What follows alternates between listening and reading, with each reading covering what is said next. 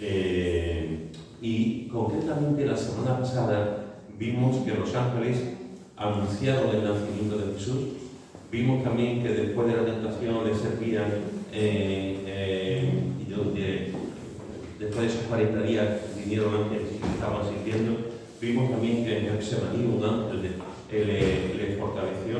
Vimos que un ángel quitó la piedra del sepulcro y anunció su resurrección. Y vimos que 2 ángeles estuvieron presentes cuando Jesús ascendió al cielo y les dijo que iba a la gente que estaba allí, les dijo que iba a volver por segunda vez.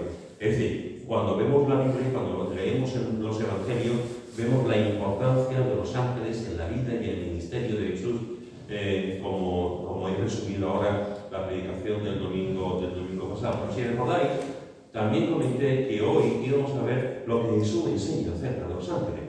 Y tengo que decir que Jesús, yo solamente hoy voy a tocar tres pasajes nada más. Jesús enseñó muchísimo acerca de los ángeles, pero no me puedo llevar toda la mañana hablando de todo porque sería muy largo. Así que voy a tocar solamente 3 puntos de las muchas cosas que Jesús enseñó acerca de los ángeles. Y enseñó mucho, enseñó mucho. El Antiguo Testamento enseña mucho acerca de los ángeles. Apocalipsis nos enseña mucho acerca de los ángeles. Las cartas también, aunque en menor medida, y los evangelios nos enseñan muchísimo acerca de los ángeles. Y Jesús enseña muchísimo acerca de los ángeles. Una de las cosas que Jesús enseñó acerca de los ángeles es que los ángeles son santos. Santos. Mira lo que dice en Marcos capítulo 8, versículo 38. Marcos capítulo 8, versículo 38 dice: porque el que se avergonzare de mí y de mis palabras en esta generación adúltera y pecadora, el Hijo del Hombre se avergonzará también de él cuando venga en la gloria de su Padre con los santos ángeles. Con los santos ángeles. Fijaros que aquí está diciendo una de las cosas que vimos la semana pasada, que llegará un momento en que el Hijo del Hombre, que Jesús venga por segunda vez. Venga por segunda vez. Esa es la esperanza del cristiano. Esa es la seguridad del cristiano. Esa es una convicción que mantiene la Iglesia desde el principio. Desde que Jesús ascendió, la Iglesia está todos los días esperando que venga Jesús por segunda vez. Y aquí nos está diciendo que una de las cosas que va a ocurrir cuando Jesús venga por segunda vez es que entre los que van a venir con Él van a ser los santos ángeles. Y nos está dando un calificativo. Nos está diciendo que los ángeles son santos, como no puede ser de otra manera, porque los ángeles están en la presencia de Dios. Hace unas cuantas semanas estuvimos hablando de los 4 seres vivientes, los 4 seres resplandecientes que estaban en la presencia de Dios y estaban adorando. Estos 4 seres eran seres angélicos, querubines que estaban delante de Dios, estaban adorando y alabando al Señor. Delante de Dios, nos dice la Biblia, no puede haber pecado, no puede haber maldad, no puede haber pecaminosidad. Por lo tanto, los que están en la presencia de Dios, en este caso los ángeles, son seres santos.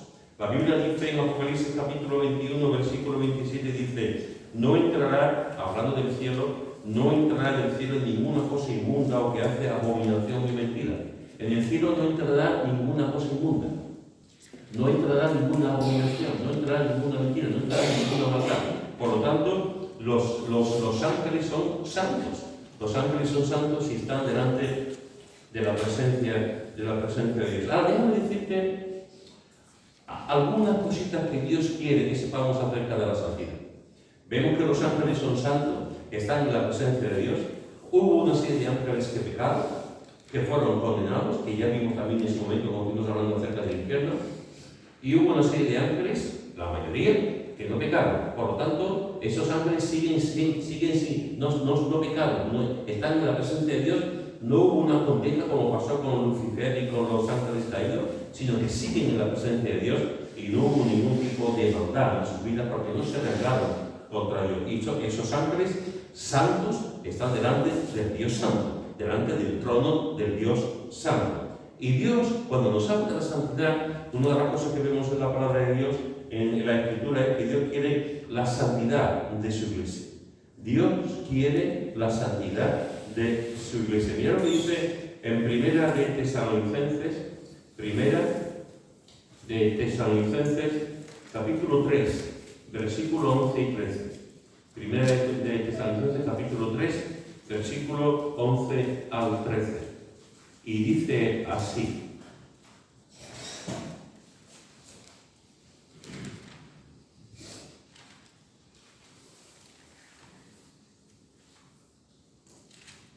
Dice, Primera Tesalonicenses capítulo 3, versículo 11 al 13.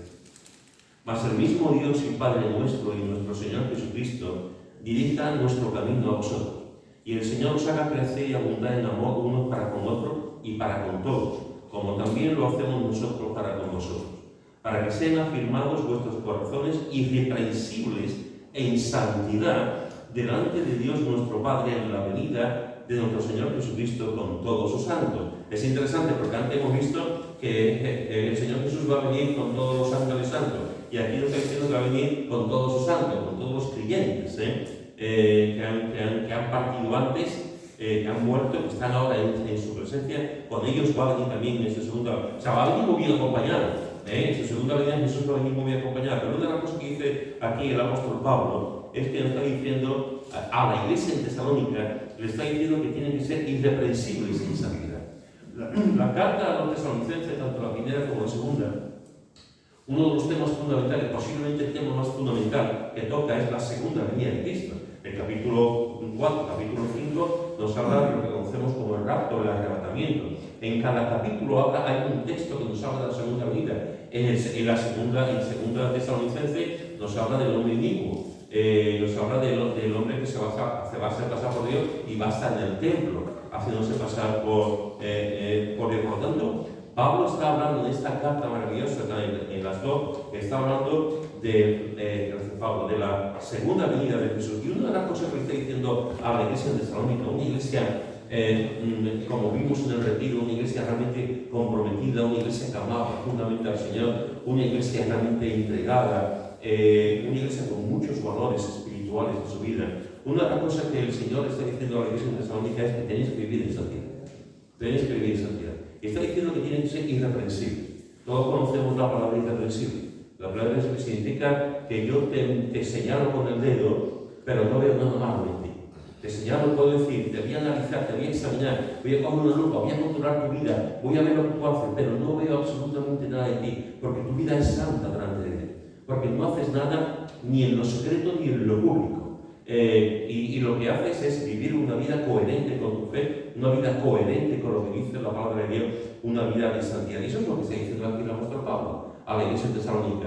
Que seáis irreprensibles, que nadie os pueda acusar de nada, que nadie tenga una mancha y pueda decir, tú has hecho esto, tú has hecho lo otro, y que veamos esa vida diaria. En el capítulo 4 de este primer libro de Tesalonicenses, el capítulo 4, en el versículo 3 dice, pues la voluntad de Dios es vuestra santificación, que os apartéis de fornicación. Y en el versículo 7 dice, pues no nos ha llamado Dios a inmundicia, sino a santificación. Fijaros que nos está diciendo Pablo que seamos irreprensibles en santidad, que no se nos pueda acusar en el trabajo de robar, que no se nos pueda acusar de hacer trampas en la vida, que no se nos pueda acusar de hacer cosas que no son adecuadas, que seamos irreprensibles, que la gente, como pasaba con Daniel, no encuentren razones para acusar absolutamente de nada. Y nos dice Pablo también que una de la voluntad de Dios que se ve claramente en la palabra es que vivamos en santificación, en santidad. A veces me sorprende cuando hablamos de la voluntad de Dios y empezamos a discernir, a comentar, a preguntar, ¿cómo puedo averiguar la voluntad de Dios? Yo recuerdo hace unos meses que di una serie de mensajes durante algunas semanas sobre cómo descubrir la voluntad de Dios, acerca de la voluntad de Dios en nuestra vida. Pero este es un tema que muchas veces estamos deseando cómo descubrir la voluntad de Dios.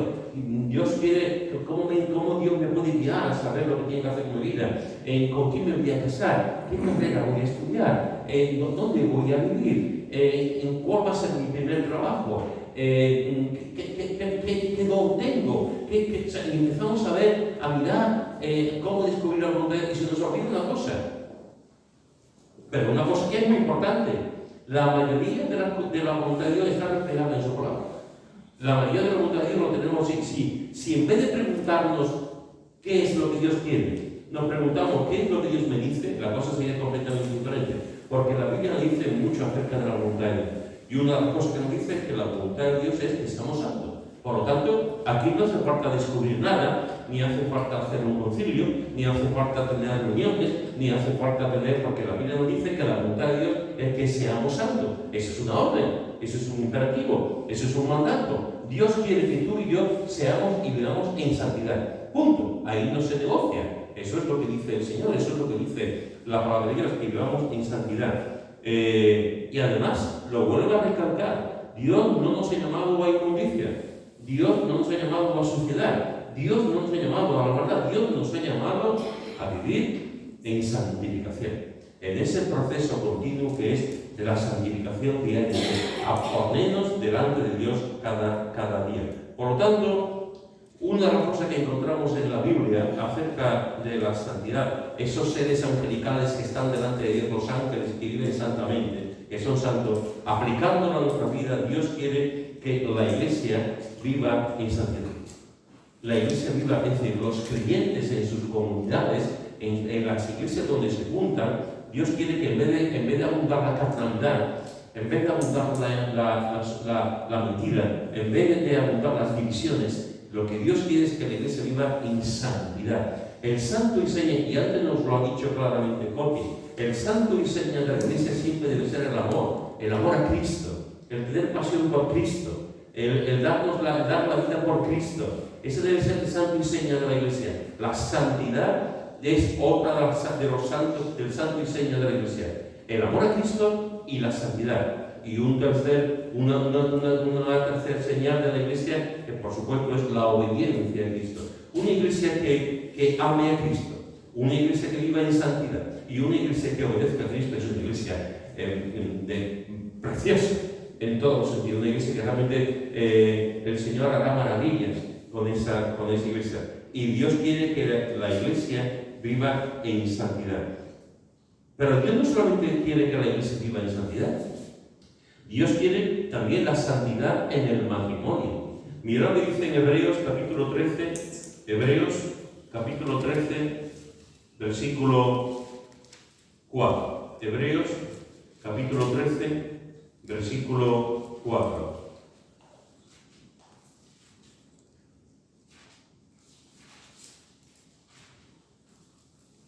Dice así: honroso sea en todos el matrimonio y el lecho sin mancilla, pero a los fornicarios y a los adúlteros los juzgará Dios. Honroso sea en todos el matrimonio y el lecho sin mancilla, pero a los fornicarios y a los adúlteros los juzgará Dios. En la Nueva Versión Internacional este versículo se dice así: tengan todos en alta estima el matrimonio y la fidelidad conyugal. Tengan todos en alta estima el matrimonio y la fidelidad conyugal. Es decir, Dios quiere que la iglesia, su iglesia, por eso ha muerto también, para que seamos también una iglesia santa, como dice Pablo también en Efesios, vivamos en santidad. Pero Dios quiere también que el matrimonio, que también lo ha creado Él, la iglesia lo ha creado Él, el matrimonio lo ha creado Él. De hecho, el matrimonio está antes que la iglesia. En el panorama de Dios, en el plan de Dios, Dios creó antes el matrimonio, según vemos en Génesis, antes que la propia congregación, antes que la propia iglesia. Y Dios quiere que la familia, que el matrimonio en este caso, brille la santidad. ¿Sabéis, hermanos y hermanas? El matrimonio es deshonrado cuando se vive juntos sin estar casados. Ese no es el plan de Dios. Esa no es la voluntad de Dios. La voluntad de Dios es que un hombre y una mujer se unen, hombre y mujer, se unan en santo matrimonio delante de Él. Y a partir de ese momento, cuando se junta hombre y mujer, vivir una vida juntos, de santidad, de armonía, de seguir hacia adelante juntos. Dios quiere el matrimonio, la santidad del matrimonio, y quitamos esa santidad del matrimonio, despojamos al matrimonio de la santidad cuando una pareja vive junta sin estar casada. Y esto es una plaga. Esto es una plaga. En mis años como pastor me he encontrado en Utrera y en otros lugares también, campamentos, iglesias, me he encontrado en situaciones muy desagradables de personas que van a las iglesias y no están casadas. El viernes pasado comenté en el estudio que la iglesia siempre, las puertas de la iglesia siempre deben de estar abiertas. La iglesia no está llamada a echar a nadie. La iglesia, a no ser que haya un pecado y que haya ya una cuestión de disciplina y que haya una cuestión ya, ahí sí. Pero la iglesia de manera general no está llamada a expulsar, sino a que la gente entre. La iglesia debe ser un puente y debe de canalizar de tal forma que la gente pueda venir con libertad a la iglesia. A veces, hermano, te vienen gente a la iglesia que no están casados y ya están en un tiempo y quieren incluso... A mí me han venido gente que no están casados y me han dicho, queremos bautizarnos. Y yo les he dicho, yo no puedo bautizarte. Yo no puedo bautizarte. La iglesia la tienes ahí. Ven a la iglesia, júntate, siéntate, adora. Pero yo no puedo bautizarte porque estás viviendo pecado. Y si yo te bautizo en pecado, yo soy corresponsable juntamente contigo de eso. Hay gente que coge un rebote. Hay gente que se ha ido de la iglesia al decir eso. Hay gente que me ha dicho, yo quiero servir en la iglesia. Yo quiero ser músico, yo quiero trabajar, yo quiero presidir, yo quiero... Y estar viviendo sin estar casado con alguien. Y tengo que decirle, le he dicho, tú no puedes estar ministrando en la iglesia porque estás viviendo en pecado. Y hay gente que lo acepta, pero otra gente, creerme, que cogen un rebote y un enfado tremendo, ¿no? Y a veces sale la cosa de una manera... Cuando la Biblia nos dice que el matrimonio es algo sagrado delante de Dios. Pero la Biblia no nos dice en ningún momento que tengamos que vivir juntos sin estar casados. Tengo que dar gracias a Dios, porque también ha habido parejas que han venido a la iglesia sin estar casados. Dios ha obrado en su vida y se han casado. Y en varias de esas ocasiones yo lo he casado yo mismo, ¿no? Y eso es una bendición. De ver que gente que ha venido a la iglesia, Dios ha obrado de tal forma que esas personas también al final se han casado. Pero el matrimonio es deshonrado cuando se vive juntos sin estar casados. Y vuelvo a decirlo, cada vez hay más. Cada vez hay más. Y no solamente entre los jóvenes, no solamente entre los jóvenes, entre gente mayor también. Entre gente mayor también. Una mujer o un hombre ya mayor, 50, 60 años, depende de lo que tú consideres mayor, que tiene su paga. A lo mejor se han quedado viudos, que no se han quedado, tiene su paga y se encuentra con otra persona que también tiene su paga. Y dicen, si nos casamos, una de las dos pagas desaparece. ¿Qué es lo que hacemos? Que nos venimos juntos. Y van a la iglesia. Y para no perder el factor económico, para no perder dinero, se van a vivir juntos. Eso no puede tener la bendición de Dios. Eso no puede tener la bendición de Dios. Pero nos engañamos, nos autoengañamos y nos decimos, es que no queremos, es que Dios sabe las circunstancias. Por supuesto que Dios sabe las circunstancias, pero tenemos que tomar decisiones cada día con respecto a la santidad. Y tenemos que tomar decisiones cada día con respecto a lo que Dios le agrada. No lo que yo quiero.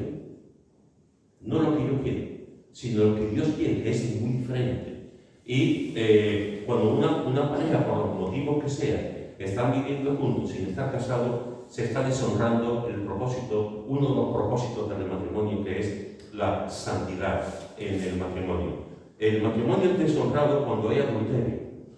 Cuando hay adulterio. Esa es otra cosa que es una plaga en las iglesias evangélicas. En los últimos, en mi vida como cliente, yo tengo grandes referencias. Siempre digo que hay personas en nuestra vida que nos marcan. A mí me han marcado personas muy concretas. Me han marcado David Fernández, mi pastor, David Bow, mi segundo pastor, José Sáenz. Ha habido gente que me ha marcado, pero me han marcado también autores de libros. José María Martínez, que fue presidente de la FIDE, yo agradezco los libros que ha escrito. Yo una vez lo conocí, un par de veces lo conocí, pero sus libros a mí me han ayudado muchísimo. Y tengo en grandes referentes, tengo a gente que han escrito que me han ayudado y los considero como mis maestros. Algunos de ellos han sido de tal manera, de tal ayuda a mi vida, que me han ayudado a crecer de una forma tremenda. Y tengo que confesar que con el paso de los años, algunos de ellos han pecado. Algunos de ellos han llegado a la opinión pública que se han engañado a su cónyuge, incluso algunos con algún hombre, que han engañado a su cónyuge bueno, ha habido adulterio en el matrimonio. Y son personas que yo he leído sus libros, personas que a mí me han ayudado a crecer, personas que yo he subrayado muchas de las cosas que dicen eso. Lo último, y lo voy a decir porque es de opinión pública, porque ha salido en los medios, porque él mismo lo ha reconocido. Yo tengo un autor en mi casa, Philip Jansen. Él no es pastor, pero durante muchos años es conferenciante, es escritor, sus libros han sido vendidos por millones.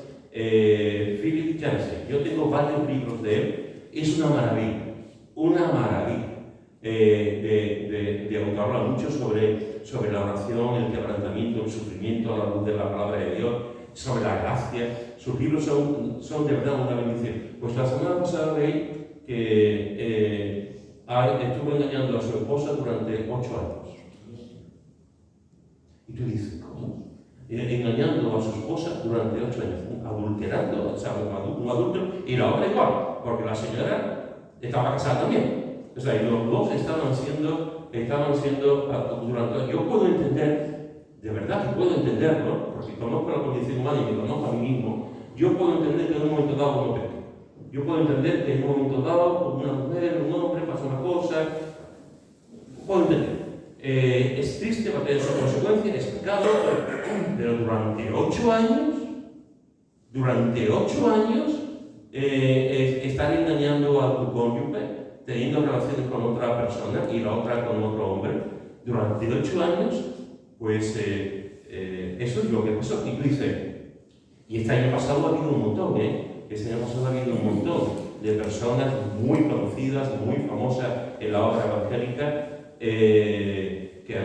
y no solamente del mundo anglosajón, y en España también, que han adulterado y han quitado de un plumazo el legado que han dado, la enseñanza que han dado. Y tú dices, Señor, ¿qué está ocurriendo? Alguna vez he contado de que un pastor fue invitado a predicar en un seminario. En los seminarios, una vez a la semana o 2 veces a la semana, pues hay, o a veces incluso todos los días, pues hay un culto por la mañana y hay devocional. Invitaron a un pastor y este pastor tenía un cuadernito. Y todo el mundo pensaba que el cuadernito no estaba los apuntes, pero el pastor predicó con el cuadernito y predicó allá a los estudiantes. Y cuando terminó el culto, uno de los estudiantes se acercó y dice, yo pensaba que eran las notas, pero he visto que tiene el libro cerrado. Y dice, no, este libro lo llevo yo siempre. Cada vez que voy a un sitio, a una iglesia, a un seminario, a un lugar que se me invita a predicar, llevo este libro, porque este libro me advierte contra mis propios pecados. Y como lo advierte, dice, porque cuando voy a los sitios muchas veces me entero que el fulanito de tal ha engañado a su cónyuge y ha adulterado. Entonces yo lo apunto en el libro. Pero lo apunto en el libro no por nada, sino lo apunto en el libro para que yo vea que yo también puedo caer, que yo también puedo ser una especie de alarma de personas que para mí han sido referentes, que son importantes y han caído en el adulterio. Y es una forma de vacunarme contra eso. Cuidado, hermano, porque en mi caso concreto, yo intento desligar lo que he leído con la vida de esa persona. Es decir, yo entiendo que esa persona ha intentado hacer lo correcto y en un momento dado ha pecado. ¿Significa eso que yo voy a quemar los libros? ¿Significa que ya voy a tirar los libros? ¿Significa que no le voy a dejar esos libros a nadie? No. Lo que a mí me lleva es a la adoración. En primer lugar, porque yo no he caído en el adulterio. En segundo lugar, porque Dios es tan bueno que usa lo más vil que somos nosotros para su obra. Y cuando pasa ese tipo de cosas, cuando ocurre ese tipo de cosas, te das cuenta que Dios nos usa a nosotros, que no valemos un duro, para su gloria, para su honra y para trabajar en la obra de Dios. Te das cuenta que somos hombres de pies de barro. Te das cuenta que podemos estar un día así y al día siguiente estamos engañando a nuestro cónyuge. Así, por lo tanto, fijaos que tenemos que tener mucho cuidado. El precio de la santidad es enorme. El precio de la santidad es enorme. El precio de los que están en el liderazgo de la iglesia, pastores, maestros, ancianos, diáconos, etcétera, etcétera, responsables de alabanza, responsables de jóvenes. El precio del liderazgo en la iglesia es un precio que tiene que pasar por la santidad. Si no hay santidad en el liderazgo de la iglesia, apague y vámonos. Porque la santidad hay desde allí hasta aquí. Y si el de aquí no tiene santidad, los demás vamos a hacer lo que nos dé la gana. Y vamos a abrir las puertas del pecado, y cuando la puerta del pecado se abre, no hay quien lo cierre. Solamente la gracia de Dios, que es especialista. Pero tenemos que tener cuidado con eso. Por lo tanto, si los ángeles están en la presencia de Dios y son santos, la Biblia nos dice que Dios quiere la santidad de la iglesia. La Biblia nos dice que Dios quiere que el matrimonio sea santo y que no haya adulterio. Y la Biblia nos dice que el matrimonio puede ser deshonrado cuando los cónyuges no cuidan su matrimonio. El matrimonio puede ser deshonrado cuando los cónyuges no cuidan su matrimonio. Déjame decirte algo. No para cuando venga Emma, Cuando venga Emma no le contéis, no le digáis nada de eso, pero mi nieta está ansiando tener un perro. Tener un perro, o una perra, deseando. Pero claro, tener un perro, aquí hay algunos que tienen perro. Tener un perro significa llevarlo al veterinario. Significa lavarlo, limpiarlo. Significa recoger su cosita. Significa sacarlo 3 o 4 días a la calle. Significa educarlo. Tú no puedes tener un perro que vaya jodiendo a la gente. Significa educarlo. Es decir, tienes que comprar comida para el animal. O darle comida de lo que tú comes en casa. Tienes que cuidar al perro. Es una ejercicio de responsabilidad. Pues a veces, hermano, resulta que en el matrimonio podemos cuidar mejor al perro que al cónyuge. Podemos cuidar mejor al canario que tenemos a un lado que al cónyuge. Podemos pasarlo mejor con el gatito que tenemos que con el cónyuge. Al cónyuge hay que cuidarlo. El problema que muchas veces vemos en el matrimonio es que no nos cuidamos el uno al otro. No nos cuidamos el uno al otro. Y el matrimonio, una forma de que el matrimonio no viva en santidad es no proveyendo santidad en el matrimonio. Tenemos que cuidar del matrimonio. Y cada pareja, el hombre y la mujer tiene que proveer, tiene que hacer de tal manera que el matrimonio realmente se cuide. No podemos tener un matrimonio feliz si no nos cuidamos. No podemos tener un matrimonio bendecido si no nos cuidamos. No podemos tener un matrimonio próspero en todos los sentidos si no nos cuidamos. El problema de hoy en día muchas veces del matrimonio cristiano es la desidia. Es la desidia. Es el que me he cansado, que ya no sigo luchando. El problema de hoy en día del matrimonio es que me da igual cómo estamos. Y si tú quieres un matrimonio feliz, tú tienes que luchar por tu matrimonio. Tú tienes que poner todas las carnes en el asador para que el matrimonio siga adelante. Cuando ninguno de los dos cuida su matrimonio, no es de sorprender que el matrimonio vaya a pico. No es de sorprender que el matrimonio se separe. No es de sorprender que el matrimonio, aunque viva junto, sea infeliz. Porque ninguno de los dos está contando el matrimonio. Ojo, digo esto y hago un paréntesis. Cuando estoy hablando del matrimonio, estoy hablando dentro de un matrimonio, digamos, normal. Un hombre y una mujer que se aman, que se quieren, y con el paso de los años pues, surge el problema y no saben cuidarse. Si tú estás casado o casada, y lo he dicho muchas veces en mi vida, y alguna crítica he tenido, pero te lo digo, si tú en tu matrimonio, tu marido te pega, déjalo. Porque un día te puede matar. Si tú en tu matrimonio tienes un marido o una mujer, que también las hay, que te está haciendo la vida imposible y te está machacando mentalmente, porque no solamente hay una tortura física, hay una tortura de aquí también, te está machacando, déjalo también, porque tú vales más como persona y tú eres un hijo de Dios. Y tú no te has llamado a sufrir ni a pasarlo mal. No, estoy casado, como me da torta todos los días, pero no estoy casado, me machaca todos los días, pero no estoy casado. No, Dios no quiere que tú estés así, ni mucho menos. Dios quiere que tú seas feliz. Para ser feliz en el matrimonio, los dos tienen que poner de su parte. Los dos tienen que poner de su tienen que cuidarse mutuamente. Pero si se transgrede esa línea en el que te están pegando físicamente y emocionalmente, no continúes por tu bien. No continúes por tu bien. Porque el precio que vas a pagar es un precio enorme. Enorme. Dicho esto, cierro el paréntesis y te digo que tenemos que cuidar el matrimonio, no del noviazgo.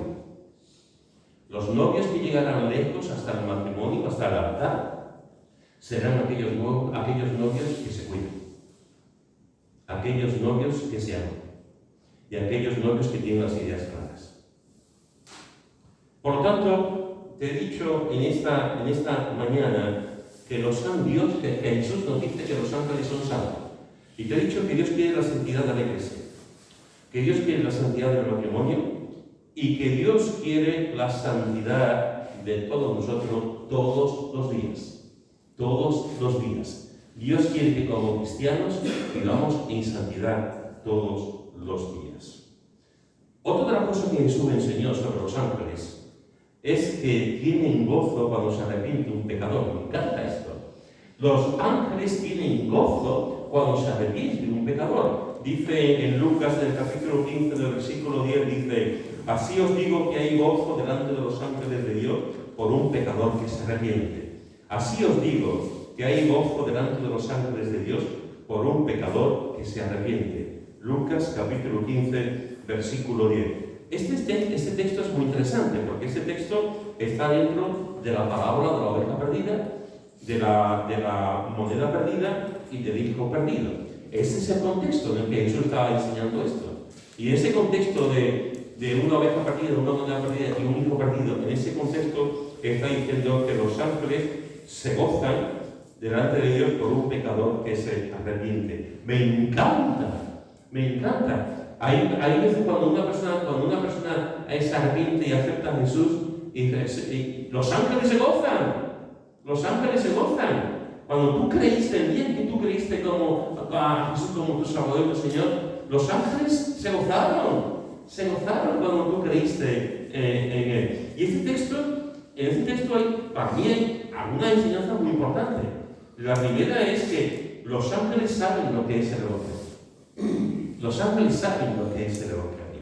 Los ángeles no experimentan el Evangelio porque no han pecado, pero sí saben la importancia del Evangelio porque han visto desde la eternidad, desde que ellos fueron creados, desde el plan, desde el misterio de la profundidad de Dios, ellos han visto cómo desde tiempos inmemoriales el Señor ha provisto un ejemplo, una salvación, y esa salvación era Cristo.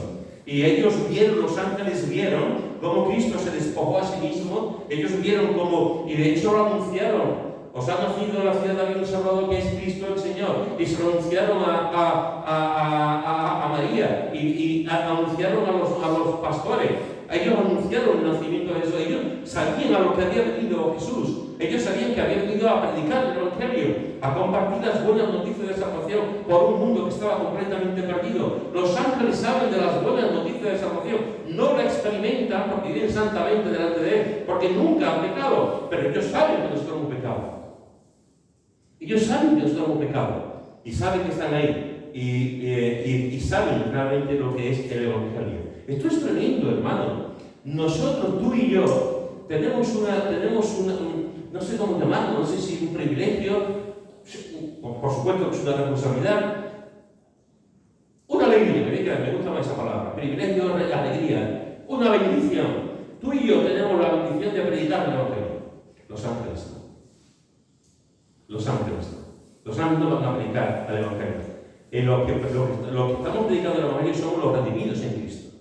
Lo que hemos pecado y lo que Cristo ha hecho en la cruz, y lo estamos anunciando a la gente, anunciando el Evangelio de las buenas noticias de salvación.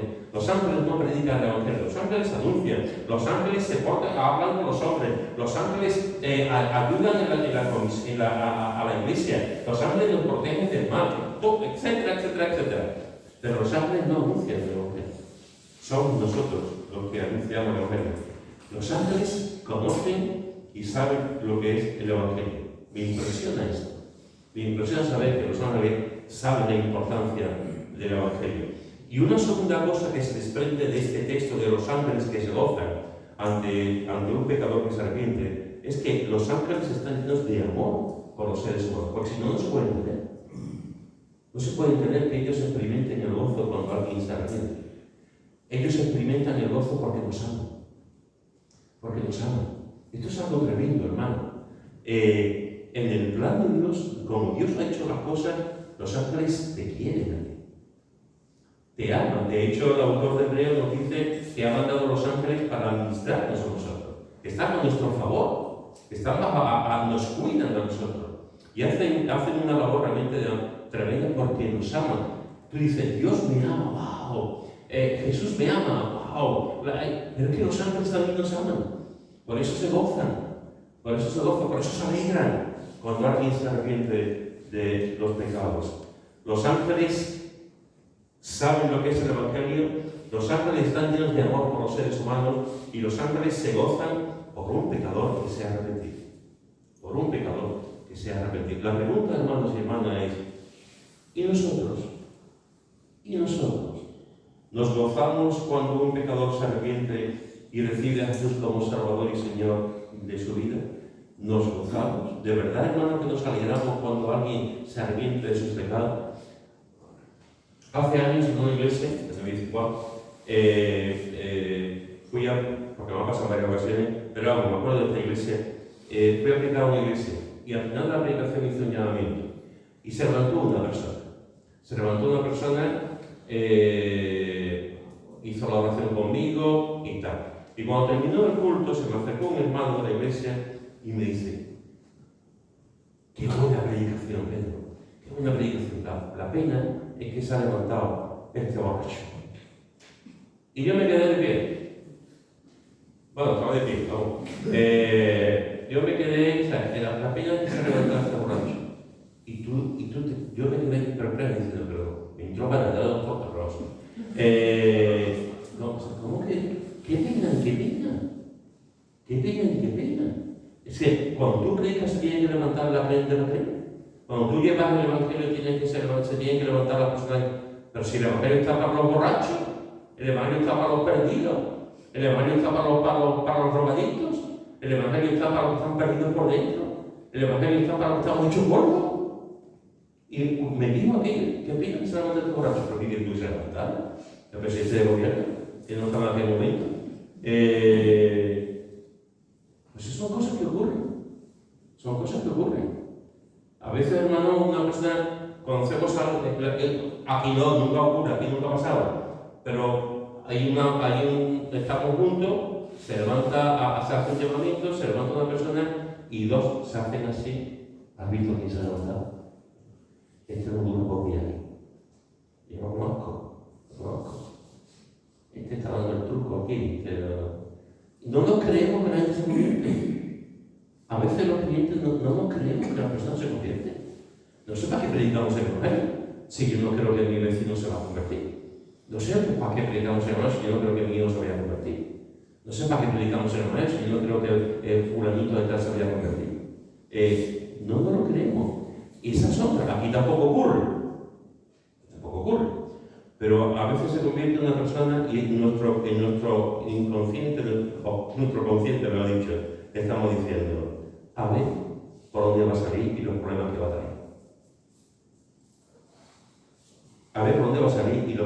traer. En la iglesia. ¿Qué ocurre? Personas que dicen, bueno, este va a ser una persona conflictiva, este va a traer. Otra cosa que aquí tampoco ocurre, que alguien se levanta, acepta a Cristo y decimos, en nuestro interior decimos: ¿cuándo se va a convertir en alguien normal? ¿Cuándo se va a convertir en alguien normal? Y todos los que se convierten tienen algo, tienen una cara, ahí está, aquí no viene gente con problemas. Pues claro, pues si de eso se trata, si es que a la iglesia no que viene gente con problemas, pues si eso es así, si es que vamos al hospital y tenemos a la médica, ¿a dónde vamos a ir? Todos los que estamos aquí estamos talados, perdonadme. Todos los que estamos aquí estamos hechos polvo. Bueno, Pablo no, pero los demás estamos todos hechos polvo. Este personaje, pues es que es así. Es que es así, por eso el Señor hace su obra perfecta en nosotros. Me encanta. Los ángeles se gozan cuando un pecador se arrepiente. Y nosotros debemos de gozarnos así. Cada vez que una persona se levanta para creer en Cristo, deberíamos realmente de gozarnos, estar contentos, de hacer una fiesta, porque esa persona ha creído en Jesús. Y orar. Cuando una persona se bautiza y nosotros que tenemos bastante contacto con esa persona, vemos que vive como si no se hubiese conocido a Cristo completamente, deberíamos pensar mal, no sé si me explico. Tomarlo como... Es que no sé cómo explicarme. Yo he tenido casos de gente que me han dicho, se está haciendo el curso de bautismo tal persona, y me he quedado como, pero si el otro día me encontré en tal sitio haciendo no sé qué, y lo hace regularmente. En esos casos no tenemos derecho de hablar con esa persona y decirle, no sé si tiene las cosas claras, o no somos quién para hacer eso. Te lo voy a decir, pero después cuando termine el culto, no ahora. O cuando termine el culto, recuérdamelo para decirlo. Porque una de las cosas buenas que tenemos como iglesia, cuando no sé mucho, es que puede pasar esto. Esto es una iglesia más grande, imposible que va a pasar. Que pueda preguntar. Al ser una iglesia más pequeñita, es más fácil que pueda hacer esto, pero también tiene sus consecuencias la predicación. Y no quiero cortar la predicación. Cuando terminemos la predicación, lo hablamos, recuérdame. Pero fijaros que lo que estamos hablando aquí es de la importancia del arrepentimiento y que los ángeles se gozan cuando un pecador se arrepiente. Lo que estoy diciendo es que nosotros también, otra cosa después, lo que vaya a ocurrir mañana, que no sabemos lo que va a ocurrir mañana, pero ni con la persona que ha creído ni conmigo, no sabemos lo que va a ocurrir mañana. Lo que sí sabemos es que los ángeles, cuando una persona se arrepiente, nos dice la Biblia, que se gozan. Y nosotros, que somos redimidos por la sangre de Cristo, deberíamos de gozarnos también. Debemos de gozarnos con aquellas personas que han creído en Jesús como Salvador y Señor. En tercer lugar, Jesús también enseñó que los ángeles serán testigos de la confesión que Jesús hará públicamente. Y lo que dice en Lucas, en el capítulo 12, Lucas, capítulo 12, versículo 8 y 9. Lucas, capítulo 12, versículos 8 y 9. Dice, os digo que todo aquel que me confesare delante de los hombres, también el Hijo del Hombre le confesará delante de los ángeles de Dios. Mas el que me negare delante de los hombres, será negado delante de los ángeles de Dios. Te he dicho en esta mañana que Jesús enseña que los ángeles son santos. Te he dicho en esta mañana que Jesús enseña acerca de que los ángeles se gozan cuando un pecador se arrepiente. Y te he dicho en esta mañana que los ángeles serán testigos de la confesión que Jesús hará públicamente. Fijaros que aquí en este texto que hemos leído nos está diciendo algo muy importante. Nos está diciendo que los ángeles presenciarán el juicio de Dios. Los ángeles presenciarán el juicio de Dios y presenciarán la aceptación o el rechazo de Jesús ante el juicio que Él hará a las personas. Y estarán allí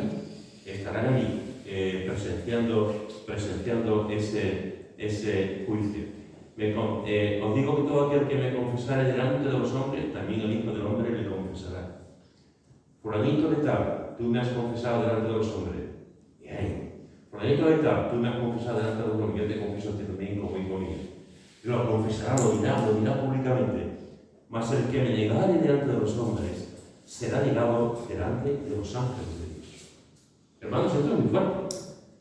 Esto es muy fuerte. Aquí está Jesús como juez. Y los ángeles están allí, están con Él, siendo testigos privilegiados de ese juicio de Dios con respecto a aquellos que le han negado o a aquellos que le han confesado públicamente. El juicio, hermanos y hermanas, será efectuado por Jesús. Será efectuado por Jesús. Solamente Jesús experimentó todo tipo de tentación y solamente Jesús sabe realmente lo que ocurre en la vida de cada persona. Un poco al hilo de lo que ha dicho Nicolás, déjame deciros una cosa. Solo Jesús sabe lo que pasa por dentro de una persona. Solo Jesús sabe lo que pasa por dentro de una persona. Nosotros podemos caminar, nosotros podemos pensar, nosotros podemos decir, pero realmente nosotros no estamos dentro del pellejo de esa persona. No estamos dentro de la conciencia, de la mente, del corazón de esa persona. Por lo tanto, no sabemos realmente lo que hay. Hay personas que tú estás ahí, te están diciendo, están ahí, esta persona me está queriendo, qué sonrisa me está dando, y te están apuñalando por dentro. Hay personas que es el abrazo del oso, personas que qué bonito eres, que te quiero, y después, vaya como te ponen, Solamente Jesús sabe lo que hay en el interior de una persona. Y a veces te encuentras con gente que parece muy fría, muy apática, gente que parece que no está comprometida, y aman al Señor, y por dentro tienen una relación con el Señor tremenda también. Por lo tanto, el juicio será efectuado por Jesús, porque Jesús es el que pasó por todo tipo de tentación, el que pasó por todo tipo de pruebas, y salió de cada una de ellas sin ningún pecado. Por eso es la persona que puede ser juez. Puede ser juez delante de la persona porque sabe lo que hay dentro de la persona. Solamente Jesús sabe de verdad lo que uno cree. Solamente Jesús sabe de verdad lo que uno cree. Solamente sabe que Jesús sabe si tú crees en la Biblia o para ti es un libro, es un mito. Solamente Jesús sabe si tú de verdad has creído, de verdad has confesado tu pecado y te has arrepentido. Solamente lo sabe Él. Nosotros podemos más o menos, como decía él, pensar, actuar, tener una idea, pero solamente Él sabe realmente los que hemos creído o no. Y como decía alguien, en el cielo nos llevaremos más de una sorpresa, porque diremos, y fulanito de tal no estará en el cielo, estará en el infierno. Y veremos a uno allí, ¿y tú qué haces aquí? Mira, pero no tú. Personas que creemos que no van a estar, y personas que creemos que van a estar, no van a estar. Eso ocurrirá. Nos llevaremos más de una sorpresa. Solo Jesús, como juez, está capacitado para juzgar, porque solamente Él sabe lo que hay por dentro, porque solamente Él sabe si de verdad hemos creído, y porque solamente Él sabe si nos hemos arrepentido de verdad. Solamente Él sabe si estamos haciendo teatro, si estamos viviendo una vida religiosa, si Él es lo primero de nuestra vida. Solamente Él sabe realmente si nos hemos arrepentido de verdad. Y solamente Él sabe cómo es tu vida diaria. Yo no. Tú de mí tampoco. Nos vemos los viernes un par de horas. Nos vemos los domingos un par de horas. 4 horas a la semana. ¿Tú crees que viviendo 4 horas a la semana podemos tener un conocimiento pleno de los demás? ¿Tú crees que podemos realmente? ¿Tú sabes a quién tienes que preguntarle para saber la vida de una persona? Pregúntale a su esposa y a su esposo cómo es esa persona. Pregúntale a sus hijos cómo es esa persona. Pregúntale al compañero de trabajo que está 8 horas diarias con él. Pregúntale cómo es esta persona. Porque esos son los que van a dar. Aquí no. O sea, aquí todos vivimos muy bien. Aquí sonreímos, nos abrazamos, estamos muy contentos. Incluso aunque viene que es Roma Santa, también nos alegramos que venga. Y estamos ahí, aquí estamos muy bien. Pero somos 4 horas a la semana. Quien te conoce a ti de verdad es tu familia. Quien conoce de verdad es tu vecindario. Quien te conoce de verdad son los trabajadores, los estudiantes con los que tú vas todos los días a estudiar. Y eso solamente lo sabe Jesús. Jesús solamente sabe de verdad cómo es la persona. Por lo tanto, los ángeles serán testigos de la confesión de Jesús. La base del juicio es la actitud del hombre hacia el Hijo del Hombre. O lo negamos, o lo publicamos, lo confesamos públicamente. La Biblia dice en Juan 5, versículo 22, dice, porque el Padre a nadie juzga, sino que todo juicio dio al Hijo. La Biblia dice en Hechos capítulo 10, versículo 42, y nos mandó que predicásemos al pueblo y testificásemos que Él es el que Dios ha puesto por juez de vivos y de muertos. La Biblia dice en Romanos capítulo 2, versículo 16, en el día en que Dios juzgará por Jesucristo los secretos de los hombres, conforme a mi evangelio. Los secretos de los hombres, conforme a mi evangelio. ¿Confesamos públicamente a Jesús? ¿Confesamos públicamente a Jesús o tenemos vergüenza de Jesús? Porque seremos juzgados. Los creyentes seremos juzgados y queremos entrar al cielo. No quiero que te confundan. Seremos juzgados, pero no vamos a ser condenados. Pero eso nos juzgará por las cosas secretas, por las cosas que hemos dicho, por la vida. Algunos se les dará alguna corona, pero la garantía la tenemos porque somos salvos, porque estamos sellados por el Espíritu Santo. Pero la pregunta está ahí. ¿Confesamos públicamente a Jesús o nos avergonzamos de Jesús? Pedro negó a Jesús, pero lo recuerda. Pedro y tuvo sus consecuencias en su vida. Es más que después vino la gracia y lo restauró. Pero Pedro negó a Jesús. La iglesia de Filadelfia no lo hizo. La iglesia de Filadelfia que vemos en Apocalipsis dice: tienes poca fuerza, has guardado mi palabra y no has negado mi nombre. Tienes poca fuerza, has guardado mi palabra, a pesar de ser una iglesia pequeña, débil, y no has negado mi nombre. Apocalipsis capítulo 3, versículo 8. ¿Confesamos públicamente nuestros pecados al Señor? ¿Confesamos públicamente nuestra fe? ¿O nos avergonzamos de Cristo? ¿O nos avergonzamos de Él? Ojalá que todos los que estamos aquí esta mañana confesemos públicamente, no tengamos ningún tipo de vergüenza. Estamos en una reunión, alguien habla de Cristo y nos quedamos callados. Alguien dice algo y nos quedamos callados. Te preguntan, ¿tú qué crees? ¿Tú eres cristiano? No. Y nos quedamos callados. Y el Señor eso lo tendrá, y los ángeles lo verán cuando el Señor lo diga, ¿no? Los ángeles serán testigos de lo que Jesús hará en ese juicio. En esta mañana te he dicho 3 cosas acerca de los ángeles. 3 cosas que Jesús enseña. La primera es que Jesús enseñó que los ángeles son santos. Y te he dicho que Jesús quiere una iglesia santa, un matrimonio santo y un vivir diario santo. Jesús también enseñó que los ángeles se gozan cuando un pecador se arrepiente. Y te he dicho que tenemos que gozarnos también nosotros con la persona que realmente se ha arrepentido y ha creído. Si un ángel se goza, ¿cuánto más nosotros? Que también hemos experimentado el perdón de Dios. Y te he dicho que los ángeles serán testigos de la confesión que hará Jesús delante de ellos. Y hará la confesión que hará Jesús a nosotros. Y serán testigos de los que se avergüenzan de Él o de los que no se avergüenzan y de los que públicamente confiesan su nombre. Ojalá que tú y yo, los que estamos aquí, ojalá que nunca en nuestra vida tengamos vergüenza de confesar. Vergüenza sí, siempre, pero no tengamos vergüenza de confesar nuestra relación y nuestra fe con Jesús, aunque tiembles, aunque no te salgan las palabras, aunque los compañeros de trabajo te hagan un boicot, aunque la gente no quiera, no ocultes nunca a quien tú crees, no ocultes nunca tu fe, porque si hay un momento donde tú ocultas tu fe y te avergüenzas de Él, ocurrirá más adelante,